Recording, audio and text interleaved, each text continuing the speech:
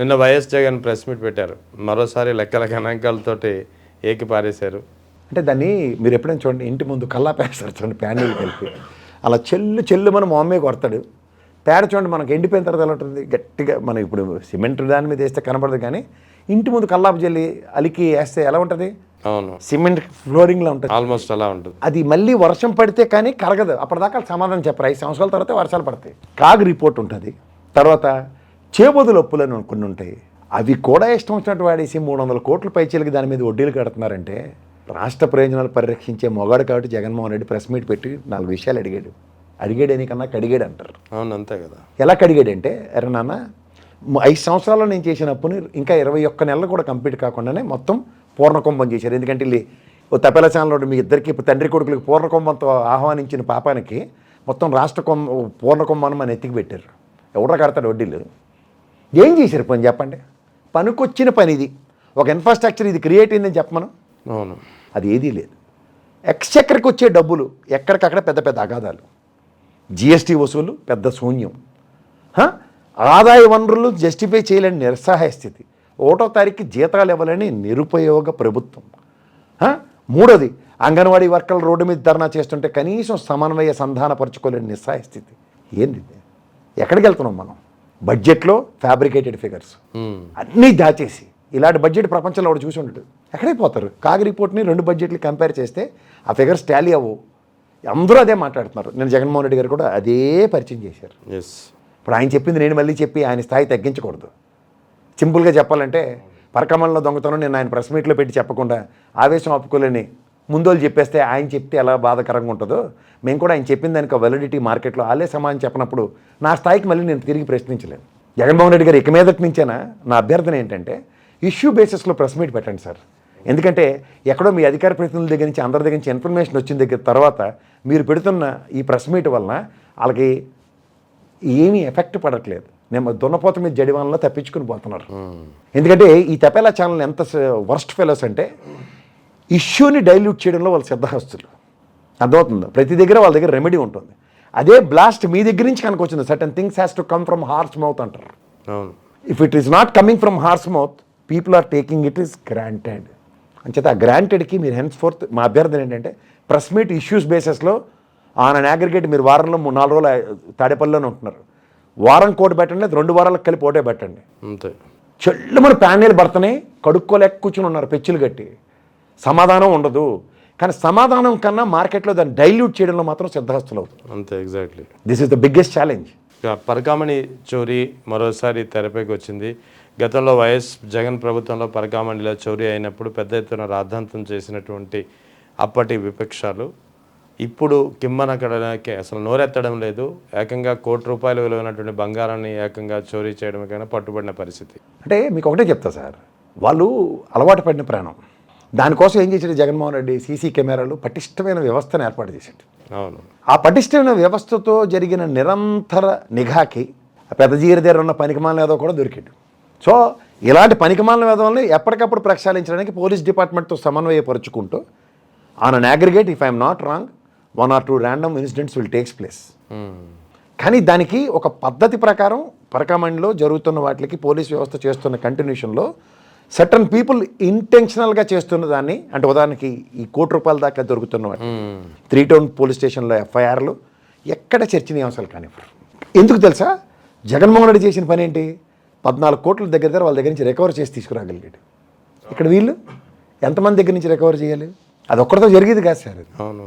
Hand in gloves ఒక certain టీంతో team work చేయకపోతే అది దొంగతనం జరగదు. అక్కడ ఒకడెవడో లొంగిను కడ్బని వేసుకొచ్చి రాత్రి తెగించి డబ్బులు పట్టుకెళ్ళిపోవడానికి, బంగారం పట్టుకెళ్ళడానికి వ్యవస్థ మొత్తం భ్రష్టు పట్టిస్తాను, కానీ అది అవ్వదు. అంతే. ఈ వ్యవస్థను భ్రష్టు పట్టిస్తున్న పనికిమాలిన టీం అవడం ఐడెంటిఫై చేయడం మనది కాదు, అక్కడ ఉన్న పోలీస్ వ్యవస్థది, నిఘా వ్యవస్థది. సో ఈ ఇష్యూస్లో ఇప్పుడు ఏంటి, ఆల్రెడీ చూడండి నెయ్యి విషయంలో తీగలేకపోతే డొంకంతా కదిలిపోయి పెచ్చులు ఊడిపోయి టెంకులు పటా తగులుతున్నాయి. ఇప్పుడు ఇది అయితే కూడా వదిలిన అనుకోండి 17 సంవత్సరాల ట్రాక్ రికార్డు. మీకు మళ్ళీ చెప్తున్నాను, ఈ బిఆర్ నాయుడు ఎప్పుడైతే అక్కడ దాపరించాడు, ఏం నడిచింది దాపరించింది తిరుమలకి. ఏ మాత్రం సిగ్గు శరం ఉన్నా ఇమ్మీడియట్గా రాజీనామా చేయాలి, అది లేదు అని చెప్పి ఇలాగే ఏడుస్తుంది. పైపించి బెదిరింపులు. నిన్న వివేకానంద రెడ్డి హత్య కేసుకు సంబంధించి సునీతకి మరోసారి సుప్రీంకోర్టులో షాక్ తగిలింది. సో ఇంకా ఇంతటితో ఆమె ఈ దీనిపై చెక్ పెడుతున్నాడని అనుకోవాలా లేదా? ఈ ఇద్దరు చెల్లెళ్ళు జీవితాలు వాళ్ళ చేతుల్లో లేవండి.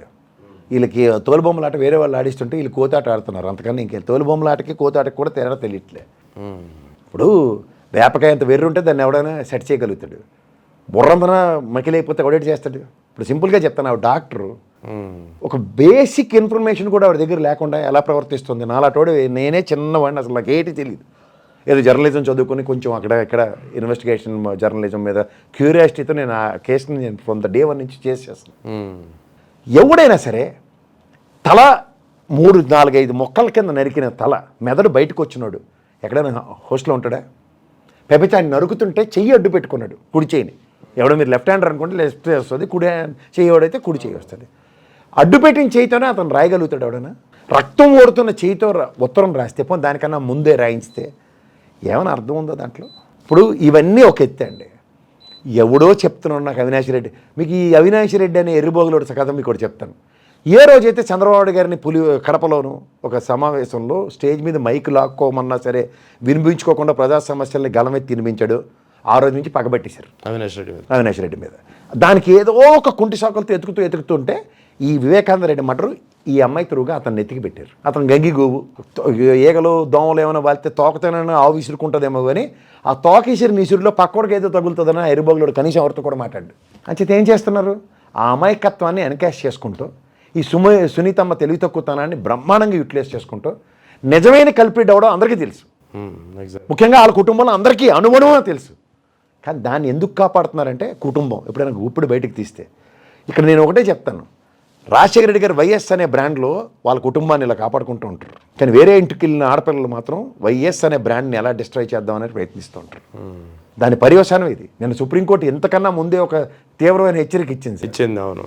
అయినా సరే చింత చచ్చినా పులుపు చావలేదని ఎప్పుడైతే జగన్మోహన్ రెడ్డి గారిని భారతమ్మని దాంట్లోంచి రిలీజ్ చేసినా సరే ఇంకా ఏదో కళ్ళ ముందు నేనే చంపారన్న పనికిమాల దస్తగిరి గారిని ఎంటర్టైన్ చేసుకుంటూ వాడికి కాన్వాయిలు ఇచ్చుకుంటూ, ఎందుకంటే రాజారెడ్డి గారిని చంపిన జగన్మోహన్ రెడ్డి గారిని రాజశేఖర రెడ్డి గారిని ఏం చేయలేదు కాబట్టి ఈ పనికిమాల ఎవరు కూడా ఏం చేయలేరన్న భరోసాతో వాళ్ళు చెలరేగిపోతున్న విధానం చూస్తుంటే అంచేత గౌరవ సుప్రీంకోర్టు ఎన్నిసార్లు అవతల పొండి అన్నా సరే ఎక్కడో దగ్గర దీన్ని ఇది నెక్స్ట్ ఎలక్షన్ దాకా దీన్ని లైమ్లైట్లో ఉంచడానికి ఇప్పుడు చూడండి, సుప్రీంకోర్టు సిబిఐని ఇన్వెస్టిగేషన్ వేసింది సిట్తో, లోకల్ సిట్తో కలిపి. ఇప్పుడు లోకల్లో ఒక సిట్ వేసి ఒక ఇన్వెస్టిగేషన్ ఆఫీసర్తో పని మొదలట్లేదు తిరుమల లడ్డు మీద. అవును. Look in to their modus of operandi. ఇది నెక్స్ట్ ఎలక్షన్స్ దాకా జైలపాకంలో లాగడమే వాళ్ళ ప్రాథమిక ఎజెండా. ఇందులో మీరు దమ్ముంటే ఎవడైనా సరే, ఇంక్లూడింగ్ సిబిఐ కూడా నేను ఛాలెంజ్ చేస్తున్నాను, అవినాష్ రెడ్డి గారిని కానీ జగన్మోహన్ రెడ్డి గారిని ఎవడైనా ఫిక్స్ చేస్తాడు మొగాడు. నేను రామ్ సింగ్కి ఇన్నిసార్లు ఛాలెంజ్ చేశాను, నీకు చేతనైతే 164, 167 సిఆర్పిసి నువ్వు ఏదైతే మెమోలు ఉన్నాయో వాటి మీద రా, నేను ఓపెన్గానే చెప్తున్నాను. నీ ఫ్యాబ్రికేటెడ్ 164, 167 రాస్తే కుదరదని. ఇప్పుడు కూడా అదే జరిగింది sir. In the territory of గౌరవ సుప్రీంకోర్టులో ఉన్నప్పుడు మనం సబ్జుడిస్ అవుతుంది, దాని వెరిడిక్ట్ కోసం వెయిట్ చేయవలసింది ఎవడైనా సరే తిరుమల లడ్డు ఒకటి, నెక్స్ట్ ఈ వివేకానంద రెడ్డి మర్డర్ జరిగేది. సుధా సింగ్ మేడం చాలా క్రిస్టల్ క్లియర్గా చెప్పింది, it's a brutal murder with a conspiracy of robbery అని. సో ఈ 2 కోణాల్లోనే అది ముందుకెళ్తుంది, మీరు చూసుకొని కావాలంటే. వీళ్ళు ఎంత తెలివైన వాళ్ళు అంటే లోకల్ ఇన్వెస్టిగేషన్ ఆఫీసర్స్ వీళ్ళును ఎవడో చెప్తున్నాడు ఆ పనికిమాలిన ఏదో డైరెక్షన్లో ఈ పనికిమాలిన ఇన్వెస్టిగేషన్ ఎలా ఉంటుంది చూడండి. మీరు మొన్న సిఏ గారు పరకామణి సేవలో చనిపోయి చూడండి, ఎస్ఐ గారు సిఏ గారు వాళ్ళ భార్యను ఇన్వెస్టిగేట్ చేయరు. అలాగే వివేకానంద రెడ్డి గారి విషయంలో వాళ్ళ భార్యను ఇన్వెస్టిగేట్ చేయరు. రెండో భార్య ఉంది, ఆవిడని ఇన్వెస్టిగేట్ చేయరు. ఆవిడ దగ్గర ఎవిడెన్సెస్ ఉన్నాయి, ఎట్లా భార్య అయిందో, నెక్స్ట్ ఆయన ప్రస్థానం ఏంటో, అది ఏవి ఇన్వెస్టిగేషన్లో మెటీరియల్ కాదు. వీడు ఒక టార్గెట్ ఫిక్స్ చేసాడు అవతల అవినాష్ రెడ్డిను, లేకపోతే వీళ్ళు ఫిక్స్ అయిపోవాలి, వీళ్ళ ప్రకారమే నడుస్తుంది తప్ప. అంచేత ఆ సోది పురాణాలు వినడానికి ఎవరికైనా ఒప్పుకుంటే అక్కడికి మనకైతే తప్పట్లేదు ఈ తెప్పేలసానాల తురుగా. కానీ గౌరవ సుప్రీంకోర్టుకి అంత ఓపిక ఉండదు కాబట్టి మెట్టితో కొట్టి కింద బొమ్మంది. కింద బొమ్మన సిగ్గు లేకుండా మళ్ళీ పోతే ఇంక ఈ దరిద్రాన్ని అవతలు చింపవతలు ఇసిరేయడం ఒకటి ఉంటుంది అంతే. ఇక ఈ మధ్యన ముఖ్యమంత్రి హోదాలో చంద్రబాబు చేసినటువంటి వ్యాఖ్యలు పిల్లల గురించి, ఇద్దరికన్నా ఎక్కువ కంటే 25,000 నగదు పారితోషికం ఇస్తామని చెప్పి, ఓవైపు ఇండియా ఏమో ఓవర్ పాపులేషన్తో సఫర్ అవుతుంది, ఇప్పటికే చైనాని దాటేసాం మనం. ఈ నేపథ్యంలో ఈ 25,000 కోసం పిల్లల్ని కనాలా ఒక టాపిక్, రెండవది ముఖ్యమంత్రి హోదాలో ఉండి పాపులేషన్ ఎంకరేజ్ చేయడం. తెలివినోడికి అయితే చెప్పొచ్చు, తెలివి తక్కువడికి చెప్పొచ్చు. మన ఎవరు కాస్తుందండి, గౌరవ కడప ఎమ్మెల్యే అభ్యర్థి ఎమ్మెల్యే గారు, ఆవిడ పేరేంటంటే మాధవి గారు కదా, మాధవి గారు, ఆవిడ నిలబడి ఫ్లోర్ ఆఫ్ ద హౌస్లో మీరు ఏ ప్రాతిపదిక మీరు చెప్పారండి? మనం కాదు, ఆవిడే మొహం ఆవిడే చెప్పింది. అసలు ఒక బిలో పవర్టీలో ఉన్న పిల్లల్ని పెంచుకోలేక వారు చెడు వ్యసనాలకి బానిసై కుటుంబ వ్యవస్థలు పడుతున్న దీనావస్థకి అప్లిప్మెంట్ మన దగ్గర ఏముందో చెప్పకుండా మీరు ఈ 5 ఏళ్ళలో వాడికి 25,000 ఇన్సెంటివ్ ఇస్తే ఇవాళ స్కూల్కి పంపించడానికి ప్రభుత్వం ఇస్తుందే 15,000 పిల్లలకి. 25,000 ఎవరి ముక్కులోకి వస్తాయి సార్? డైపర్లు పాల డబ్బాలకే సరిపోతుంది. ఇన్స్టెంట్ ప్రోత్సాహకం అంటారు. ఎప్పుడైనా చైనా లాంటి విదేశం కూడా వాళ్ళు ఒక సర్టన్ పీరియడ్ చాలా బ్రహ్మాండంగా రిస్ట్రిక్ట్ చేశారు. కానీ ఏజ్ అయిపోయిన పెద్దవాళ్ళు సంఖ్య పెరిగిపోయి ఎప్పుడైతే యూత్ లేదన్న దగ్గర వాళ్ళు ఇన్సెంటివ్స్తో పిల్లల్ని కనమన్నారు. కానీ ఇక్కడ మీరు అబౌవ్ 45% ఇక్కడ యూత్ ఉన్న దగ్గర, ఇండియాలో యూత్ ఉండి వాళ్ళకి ఉపాధి కల్పించలేని నిస్సహాయ స్థితిలో ఉన్న దగ్గర ఈ రోజు కూడా కుటుంబ వ్యవస్థలో పిల్లల కంటేనే కానీ తల్లిదండ్రులు అత్తమామలు క్షమించని దౌర్భాగ్య వ్యవస్థలో ఉంటూ కూడా మీరు పిల్లల్ని ప్రోత్సహిస్తున్నారంటే నిజంగా చెప్తున్నాను, నాకు చంద్రబాబు నాయుడు గారికి చదవేస్తే ఉన్నమతి పోయింది అన్నట్టు ఇన్నాళ్ళు ఆయన టెన్యూర్లో ఈ విధంగా ఆయన ప్రవర్తన అయితే ఈ రోజుకి కూడా నేను అర్థం చేసుకోలేకపోతున్నాను. ఈ దిక్కుమాల ఛానల్ ధర్మం అని ఇంకేమొగుడు లేనప్పుడు అక్కమ్మగుడే దిక్కు అన్నట్టు ఈ ఎలివేషన్స్తో ఇన్నాళ్ళు కాపాడుకుని వచ్చారు. అసలు వాస్తవానికి దగ్గరలో ఈయన ఏ రోజైనా పరిపాలించడం నేను 10 సార్లు ప్రశ్నించుకుంటున్నా. ఇది ఎక్కడ విడ్డూరం అండి? నాకు అర్థం కాదు. ఇప్పుడున్న సమాజంలో 20 లక్షల ఉద్యోగాలు ప్రామిస్ చేసిన మీరే అబద్ధాలు మీరు ఫిగర్ చెప్తారు, ఆయన ఫిగర్ చెప్తాడు, మంత్రి ఫిగర్ చెప్తాడు, ఎమ్మెల్యే ఇంకో ఫిగర్ చదువుతాడు, మండలంలో ఇంకో ఫిగర్లు చదువుతున్నారు. మీ దగ్గర క్లారిటీ లేదు. ఓ పక్క కొత్త పిఎఫ్ అకౌంట్లు లేవు, కొత్త ఆర్ఓసీకి వెళ్ళి వెబ్సైట్ ఓపెన్ చేస్తే ఒక్క రిజిస్టర్డ్ కంపెనీ లేదు. ఒక ఉపాధి కల్పనలో మెజరబుల్ ఫెయిల్యూర్ పక్క కనబడుతుంటే ఉన్న 45% అబౌవ్ ఉన్న యూత్ని జనరేట్ని మీరు ఎలా ప్రొటెక్ట్ చేస్తారని దగ్గర మీ దగ్గర సొల్యూషన్ ప్రాస్పెక్ట్ లేకుండా హరికథ కాలక్షేపాలు చేసుకుంటే 21 నెలల కాలక్షేపం చేసి 3 పిల్లలు కానండి. ఏమన్నా అర్థం ఉందా సార్? మీలాంటి వాళ్ళ మాట్లాడవలసిందే. అంతేకాదు ఇంకో సందర్భంలో చేసిన వ్యాఖ్యలు పెద్ద ఫ్యామిలీని ఎంకరేజ్ చేస్తాము, న్యూక్లియర్ ఫ్యామిలీస్ని దాన్ని నిర్వీర్యం చేస్తాము, ఒక న్యూక్లియర్ ఫ్యామిలీస్ ఉంటే ప్రభుత్వ పరంగా కూడా సహాయం అందకుండా చేస్తామనే విధంగా కూడా వ్యాఖ్యలు చేశారంటే అంటే ఈ కాన్సెప్ట్ వెనుక ఈ సంక్షేమ పథకాలు ఏమైనా ఎగ్గొట్టే ఉద్దేశం ఉందంటారా సార్? మీకు మళ్ళీ చెప్తున్నాను, వాళ్ళు ఎబ్బడ ముబ్బడిగా అప్పులు ఇస్తున్నారు, మనోడు అప్పులు చేసేస్తున్నారు. ఈ అప్పుల డబ్బులన్నీ బీజేపీ వాడు వెనక్కి పట్టుకుపోతున్నాడు. ఈ లంచేత ఈ పకోడీ కబుర్లు చెప్పకుండా ఇంకేంటి చెప్తారు వాళ్ళు? టైం వేస్ట్ పనులు తప్ప ఏమైనా పనికొచ్చిన పని ఒకటి చెప్పండి మీరు. అసెంబ్లీలో ఒక జనసేన ఎమ్మెల్యే నిలబడి దేవాంశ దాకా పొగుడుకుని కాలక్షేపం చేసి ఓ రోజు కాలక్షేపం చేసి పోయారు, ఓ రోజేమో ఆటలాడుకుని చచ్చారు, 3 రోజేమో పౌరాణిక నాటకాలు వేసుకుని అవన్నీ మాకు అవసరమా? ఎవరికైనా అవసరం? అవి ఎవరికి ఉపయోగం చెప్పండి? ఈ మధ్యలో ఆటలాడుతూ డిప్యూటీ స్పీకర్ పడిపోయిన దానికే చేతికి గీరిపోతే బొకేలు, తొక్క తోటకూర పరామర్శలు, ఇదో డీజిలును బొకేలు దండగా ఏమైనా ప్రాయోజిత కార్యక్రమం ఉంటుందా? ఈ మధ్యలో ఉనికించి ఆడుకోవడానికి స్పీకర్ గారు ఈసారి డిజిటల్ ఉంటుంది, 60 రోజుల లోపల రాకపోతే జీతాలేమో ఏం చేయాలో మాకు తెలుసు, ఎడిజల్ చేయి. దేశంలో 33 రాష్ట్రాలు కేంద్రపాలిత ప్రాంతాలు ఉన్నాయి, ఒక సర్క్యులర్ ఇవ్వండి అందరూ కలిపి. మొదట అక్కడ పార్లమెంట్లో కూర్చున్న స్పీకర్కే దిక్కులేదు. నేను అవిశ్వాస తీరాన్ని పెట్టేదాకా అక్కడ ఇంట్లో వెళ్ళి కూర్చున్నాడు ఆయన. ఏమైనా పనికొచ్చినవి ఉన్నాయి సార్? రోజు విశ్లేషిస్తే సస్తనం ఒక్కటి పనికొచ్చింది ఉండదు. ప్రభుత్వం పనితీరు పోలేదు, ఒక ప్యాథటిక్ కండిషన్ ఉంటుంది. ఆ శివరాజ్ సింగ్ చౌహాన్ 2 సార్లు వచ్చి వాయినాలు పట్టుకుపోయాడు, ఏమో రైతులకు ఏమైనా రూపాయి ఇచ్చాడా? సస్తున్నారు ఓ పక్కన అతలాకుతలమే అకాల వర్షాలతోనూ తుఫాన్లు, మోతే తుఫాన్లు ఇలాంటి వాటితో. ఆ పరిరక్షణే ప్రభుత్వ పరంగా లేకుండా దాని చర్చలు కాకుండా దేవాంశ సంగతులు, 3వ పిల్లల సంగతులు ఇవే ప్రభుత్వానికి అవసరం. కాగు రిపోర్ట్ చెల్లు మన ప్యానెల్ కలిపి జరిగింది మొహం మీద. ఆ రిపోర్ట్ని కంపేర్ చేసుకుని పయ్యాల కేసుతో ప్రెస్ మీట్ పెట్టించి ఈ సట్మాస్టర్స్లో ఈ ఫిగర్ని మేము హిడింగ్ చేసాం, ఈ ఫిగర్ని చెప్పలేపాం, ఇలాంటివి చెప్పి ప్రజలకు ట్రాన్స్పరెంట్ పాలిటిక్స్ చేయండి. అట్లీస్ట్ ఈ మిగిలిన 3 సంవత్సరాలైనా ఎక్కడ సార్ దాచి చేస్తున్నారు మీరు? నాకు అర్థం కాదు. 1,27,000 కోట్లు, మొదట 1,37,000 కోట్లు, 99,500 కోట్లు అసలును మిగిలినంతా వడ్డీ కలిపి రాష్ట్ర 2014 విడిపోయిన తర్వాత నుంచి 3,37,000 కోట్లు మీ ప్రభుత్వం దిగించి ఇవన్నీ చూసుకుంటే 6,67,000 కోట్లు దాటే లేదు. ఓ పార్లమెంట్ హౌస్లో నిర్మలా సీతారామన్ 4,47,447 కోట్లు అని చెప్పినా మీరు నమ్మరు. ఈ పచ్చళ్ళు అమ్ముకుని పరికమాల వేదవలను కిరసనాలు దొంగతనంగా అమ్ముకుని ఈ వదవలు రాసిన రాతలు ప్రజలకు ఏమైనా ఖురాను, బైబిలును, భగవద్గీత అనుకుంటున్నారా? ఓ ఆర్బీ డేటా ఉంటుంది మీ దగ్గర, బడ్జెట్ పెడతారా?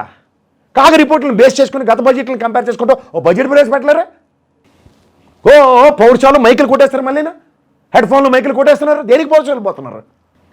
ఎవరు మైంపేస్తారండి ప్రజాస్వామ్యంలో? నాకు అర్థం కదా. కొడతారు, చంపేస్తారు. ఈ రెండింటికి సిద్ధపడే ఉన్నాం అందరం. ఇది ఎక్కడ దౌర్భాగ్యం అండి? ప్రజలకు ఏం చెప్పొద్దా? మీకు బాధ్యత లేదా? జవాబుదారీతనం అన్నది ప్రజాస్వామ్యంలో ఫస్ట్ ఫండమెంటల్. ఏది మీ దగ్గర? దాటవేద్ద ధోరణ.